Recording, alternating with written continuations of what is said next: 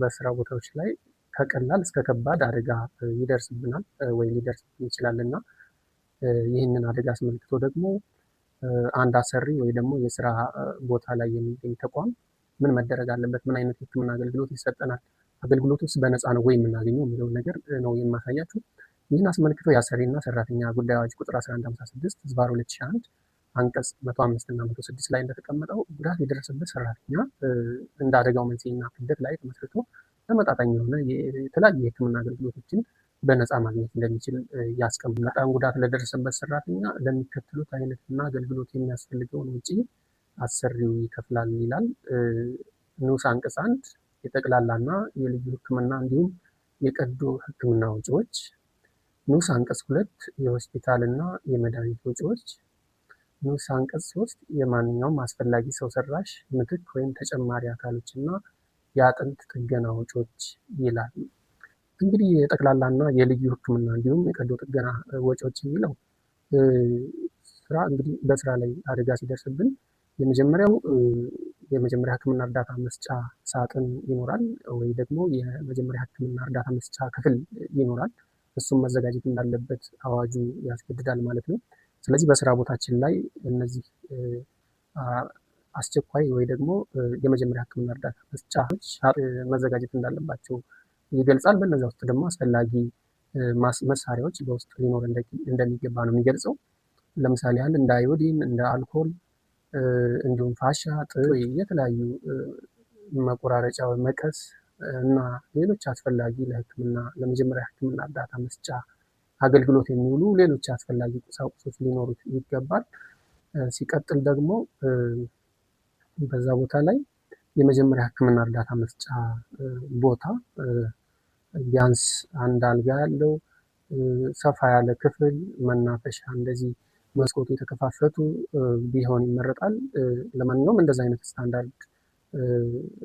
ስታንዳርዳይዝድ የሆነ ወይ ደረጃውን የጠበቀ የመጀመሪያ ህክምና እርዳታ መስጫ ክፍል መኖር እንዳለበትም ያስገድዳል ማለት ነው ህጉ። ቢያንስ ማለት ነው ክሊኒክ እንኳን ባይኖረው እነዛ ሁለት ነገሮች ሊኖሩ እንደሚገባ ነው የሚገልጸው ማለት ነው። የመጀመሪያ ህክምና እርዳታ መስጫ ሳጥን እና የመጀመሪያ ህክምና እርዳታ መስጫ ክፍል።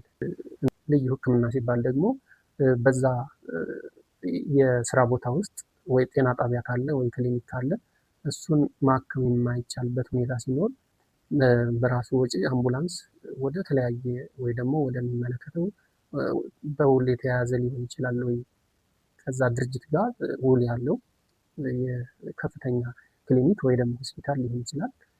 እሱ እንደዚህ ልዩ ጥገና ወይ ልዩ ህክምና የሚያስፈልገው ከሆነ ወደዛ ሄዶ ያ የተጎዳው ሰራተኛ ወደዛ ሄዶ እንዲታከም የሚደረግበት ሁኔታ ይኖራል ማለት ነው። ስለዚህ ያ የተጎዳ ሰራተኛ ወይ ልዩ ህክምና የተደረገለት ሰራተኛ ለሚያወጣው ወጪ ሁሉንም ወጪ ማለት ነው በአሰሪው ነው የሚሸፍነው። ሌሎች ወጪዎች የመድኃኒት ወጪ እንዲሁም ተጨማሪ ቀዶ ህክምና ወይ አጠቃላይ ለህክምና ወጪ የሚያስፈልጉ መድኃኒቶች ደግሞ ለህክምና የሚያስፈልጉ መድኃኒቶች አሁንም በአሰሪው ወጪ ይሸፈናሉ ማለት ነው። ስለዚህ ማንኛውም አስፈላጊ የህክምና ወጪ እና የቀዶ ህክምና የመድኃኒት ወጪ እና የቀዶ ህክምና ወጪዎች እንዲሁ በአሰሪ እንደሚሸፍኑ አዋጁ ይገልጻል።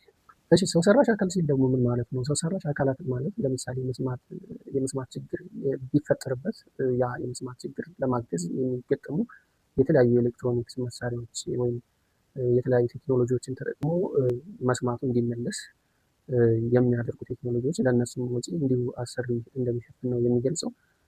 ሌላ ወይ ደግሞ እግሩን ቢጎዳ ክራንች ወይ ደግሞ ሰው ሰራሽ አካል የሚባል ሌላ በሰው ሰራሽ የተሰራ እግር አይነት ማለት ነው። እሱ ሊተካለት ይገባል። ጥርስም ከሆነ እንዲሁ በሰው ሰራሽ ጥርስ ወይ ሌላ የአካሉ የጎደለበት አይነት እንዲሁም ደግሞ እሱን ሊያግዙ ይችላሉ የተባሉ የሰው ሰራሽ አካል ጥገናዎች ተደርገው ወይም መሳሪያዎች ተገዝተውለት ያ የተጎዳ ሰው ለነዛ ወጪ እንዳያወጣ አሁንም የነዛን ወጪ በአሰሪ ይሸፍናል ማለት ነው።